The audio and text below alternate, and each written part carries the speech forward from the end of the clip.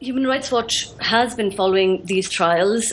We've been particularly concerned about the conduct of the trials because, as you referenced, we have made statements explaining how the law and the rules of procedure governing these trials, as well as the conduct of these trials, falls quite far short of international standards.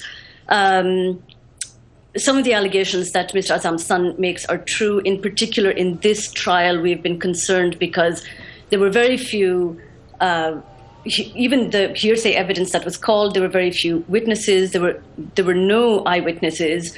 A large part of the evidence base that was produced by the prosecution was based on documentary evidence. In a case, we're dealing with Mr. Azam, who was in a leadership role.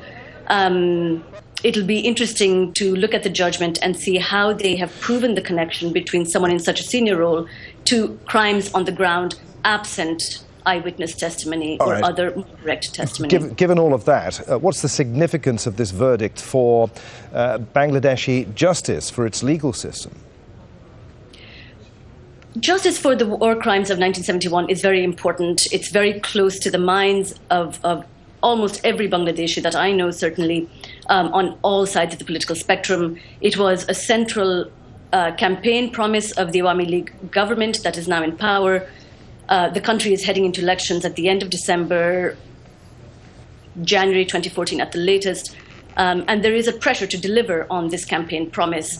So while it's a very important issue, it's also been a divisive issue in Bangladesh. We have to recognize that those on one side who view these people as these accused as already guilty feel these trials have been overly fair, and then there is criticism from other groups, including from the political opposition, but importantly as well from international groups, saying that these trials are falling far short and that justice is not being delivered. Will it therefore, do you think, lead to further polarization in Bangladesh? Are we likely to see more demonstrations? Of course, there have been many violent demonstrations in the past.